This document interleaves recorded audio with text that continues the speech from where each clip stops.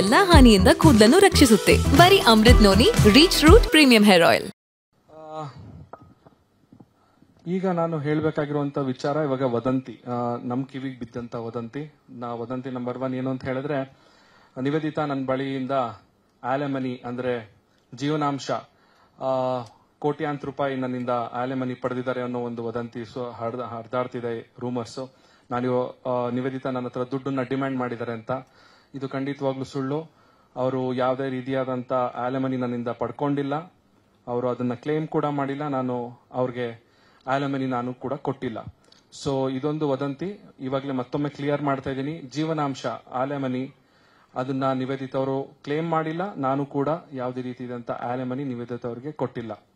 ಹಾಗೆ ಎರಡನೇ ವದಂತಿ, ಒಂದು ಮಕ್ಕಳು ಮಾಡ್ಕೊಳ್ಬೇಕು ಅನ್ನೋ ಒಂದು ಕಾರಣ, ಅಂದ್ರೆ ನಿವೇದಿತಾಗೆ ನಾನು ತುಂಬಾ ಫೋರ್ಸ್ ಮಾಡ್ತಿದ್ದೆ ಮಕ್ಕಳು ಮಾಡ್ಕೊಳ್ಳೋಣ ಅಂತ. ಆಕೆ ಬೇಡ ಅಂತ ಹೇಳ್ತಾ ಇದ್ಲು, ಅದಕ್ಕೋಸ್ಕರ ಈ ರೀತಿ ಆಗಿದೆ ಅನ್ನೋ ಒಂದು ವದಂತಿ ಕೂಡ ಕೇಳಿ ಬರ್ತಾ ಇದೆ. ಸೊ ಅದು ಕೂಡ ಸುಳ್ಳು. ನಾವಿಬ್ರು ಇಂಡಿವಿಜುವಲ್ಸ್ಗಳು. ಅವರು ಕೂಡ ಸಿನಿಮಾ ಇಂಡಸ್ಟ್ರಿಯಲ್ಲಿ ಒಳ್ಳೆ ಕರಿಯರ್ ಇದೆ, ನಾನು ಕೂಡ ಸಿನಿಮಾ ಇಂಡಸ್ಟ್ರಿಯಲ್ಲಿ ಕೆಲಸ ಮಾಡ್ತಾ ಇದ್ದೀನಿ. ಸೊ ಹಾಗಾಗಿ ಸೊ ಈ ಒಂದು ಏನಿದೆ ಈ ಮಕ್ಕಳು ಮಾಡ್ಕೋಬೇಕು ಅನ್ನೋದು, ಸೊ ನನಗೂ ಆದಂತ ಇನ್ನೂ ಒಂದಷ್ಟು ಪ್ಲಾನ್ಗಳಿದೆ ಏನೇನೋ ಮಾಡಬೇಕು ಅಂತ. ಇದು ಕೂಡ ಸುಳ್ಳು. ಇದು ಏನ್ ವದಂತಿ ನೀವು ಎಲ್ಲರೂ ಕೇಳ್ತಾ ಇದ್ದೀರಾ, ಇದು ನಮ್ಮ ಒಂದು ವಿಚ್ಛೇದನಕ್ಕೆ ಕಾರಣ ಅಲ್ಲ. ಸೊ ಹಾಗೆ ನಿವೇದಿತಾ ಅವರು ಕೂಡ ಚೆನ್ನಾಗಿ ದುಡಿತಾ ಇದ್ದಾರೆ, ಸಿನಿಮಾ ಇಂಡಸ್ಟ್ರಿ ಚೆನ್ನಾಗಿ ಅರ್ನ್ ಮಾಡ್ತಾ ಇದ್ದಾರೆ. ಅವರು ಕೂಡ ಇಂಡಿಪೆಂಡೆಂಟ್ ವುಮೆನ್, ಅವರು ಯಾರ ಮೇಲೂ ಡಿಪೆಂಡೆಂಟ್ ಆಗಿಲ್ಲ.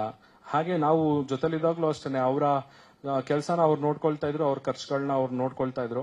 ಸೊ ಹಾಗಾಗಿ ಮತ್ತೊಮ್ಮೆ 2 ಪಾಯಿಂಟ್ ಮತ್ತೆ ಕ್ಲಿಯರ್ ಮಾಡ್ತೀನಿ. ಒಂದು, ಅವ್ರು ಯಾವುದೇ ರೀತಿಯಾದಂತ ಆಲೆಮನಿ ಕೂಡ ತಗೊಂಡಿಲ್ಲ, ಅಂದ್ರೆ ಜೀವನಾಂಶ ಪಡ್ಕೊಂಡಿಲ್ಲ ನನ್ನ ಕಡೆಯಿಂದ. ಹಾಗೆ ಇನ್ನೊಂದು, ಮಗು ಮಾಡ್ಕೊಳ್ಳುವಂತ ಒಂದು ಕಾರಣ ಏನಿದೆ ಅದು ಕೂಡ ಸುಳ್ಳು.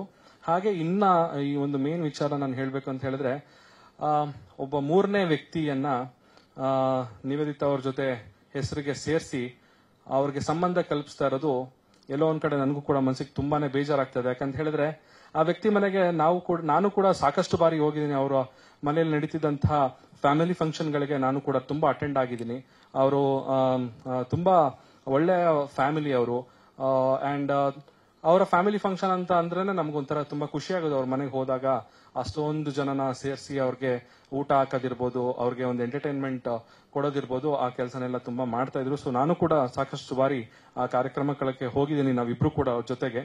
ಸೊ ಆ ವ್ಯಕ್ತಿ ಜೊತೆ ನಿವೇದಿತಾ ಅವ್ರನ್ನ ಹೆಸರನ್ನ ಸೇರಿಸಿ ಇವ್ರಿಗೆ ಏನೋ ಒಂದು ಸಂಬಂಧ ಇದೆ ಅಂತ ಹೇಳ್ತಾ ಇರುವಂತ ಒಂದು ವಿಕೃತ ಮನಸ್ಥಿತಿ ಎಲ್ಲೋ ಒಂದ್ ಕಡೆ ನಾವು ಕನ್ನಡಿಗರಾಗಿ ನಾವು ಅದನ್ನ ಮಾಡಬಾರ್ದು, ನಮ್ಮ ಶೋಭೆಗೆ ಅಲ್ಲ ಅದು ಅಂತ ಹೇಳಕ್ ಇಷ್ಟಪಡ್ತೀನಿ. ಇದನ್ನ ನಾನು ಹೇಳೋದಕ್ಕಿಂತ ನಿವೇದಿತಾ ಅವರು ಅದ್ರ ಬಗ್ಗೆ ಮಾತಾಡಿದ್ರೆ ಚೆನ್ನಾಗಿರುತ್ತೆ ಅನ್ಸುತ್ತೆ.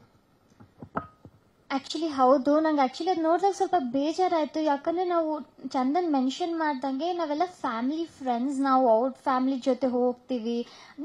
ಇವನ್ ನಾವೇನಾದ್ರೂ ನನ್ನ ಜೀವನದಲ್ಲಿ ನಾನು ಮಾತ್ರವಲ್ಲ, ನನ್ನ ಕೂದಲು ಕೂಡ ಆಗಿರ್ಬೇಕು ಸ್ಟ್ರಾಂಗ್ ಅಂಡ್ ಸ್ಟೈಲಿಶ್. ಬರೀ Amrut noni reach root premium hair oil ನೊಂದಿಗೆ.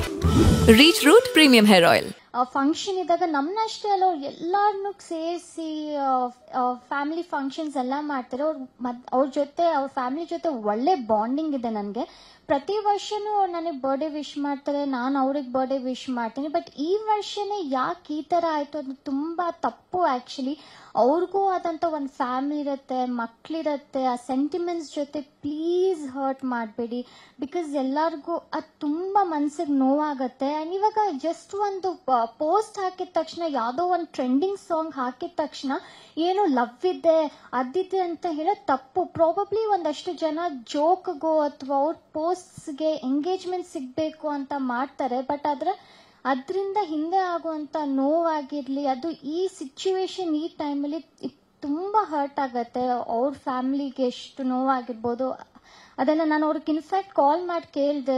ಅವ್ರ ಜೊತೆ ಆಗಿರ್ಲಿ, ಅವ್ರ ವೈಫ್ ಜೊತೆನೂ ಕಾಲ್ ಮಾಡಿ ಕೇಳಿದೆ, ಸೋ ಸಾರಿ ಈ ತರ ಬರ್ತಿದೆ, ಪ್ಲೀಸ್ ಬೇಜಾರು ಮಾಡ್ಕೋಬೇಡಿ, ಏನಾದ್ರೂ ಇಶ್ಯೂ ಇದ್ರೆ ಪ್ಲೀಸ್ ನಾನು ಕ್ಲಾರಿಫೈ ಮಾಡ್ತೀನಿ ಅಂದಾಗ ಅವರೇ ಹೇಳಿದ್ರು ತಲೆಗೆಲ್ಲ ಕೆಡಿಸ್ಕೋಬೇಡ ಅಂತ. ನಾನು ನಿಜವಾಗ್ಲೂ ಇಬ್ರು ಸೇರಿ ನನಗೆ ತುಂಬಾನೇ ಸಪೋರ್ಟ್ ಮಾಡಿದ್ರು. ಇವಾಗ ಏನಾದ್ರೂ ಒಂದು ಪೋಸ್ಟ್ ಹಾಕ್ತೀವಿ ಅಂತ ಅನ್ಕೊಳ್ಳಿ, ಸೂರ್ಯನ ಮೇಲೆ ಇವಾಗ ನಾನು ಸ್ಯಾಟಲೈಟ್ ಬಿಟ್ಟಿದ್ದೀನಿ ಅಂತ, ಹಂಗಂತ ನಂಬಲ್ಲ ಯಾರು. ಯಾಕಂದ್ರೆ ಇಟ್ಸ್ ಮ್ಯಾಡ್ನೆಸ್ ಅನ್ನೋ ಥರ ಈ ಥರ ಬೇಸ್ಲೆಸ್ ಆಗಿ ಏನು ಇಲ್ದೇ ಇರೋದೆಲ್ಲ ಹೇಳಿದ್ರೆ ತುಂಬಾ ಹರ್ಟ್ ಆಗತ್ತೆ.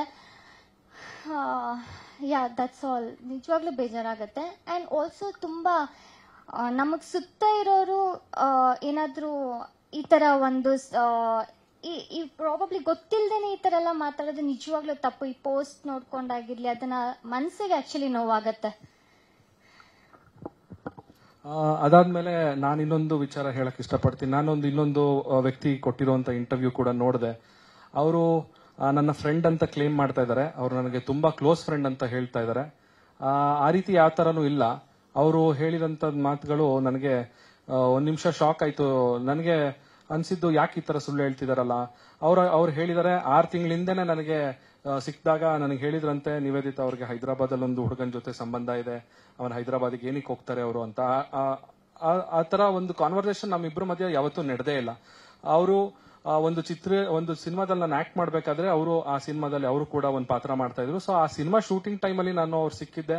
ಅವ್ರು ಸಿಕ್ಕಿದಾಗ ಸಿನಿಮಾ ಬಗ್ಗೆ ಮಾತಾಡಿದೀವಿ ಹೊರತು ಸೊ ಈ ರೀತಿಯಾದಂತ ಯಾವುದೇ ವಿಚಾರ ಮಾತಾಡಿಲ್ಲ. ಮತ್ತೆ ಅವರು ಅಂದ್ರಂತೆ ಅವರು ನಿವೇದಿತಾ ಅವ್ರು ಸರಿ ಇಲ್ಲ ಅಂತೆಲ್ಲ ನನ್ಗೆ ಹೇಳಿದ್ರಂತೆ.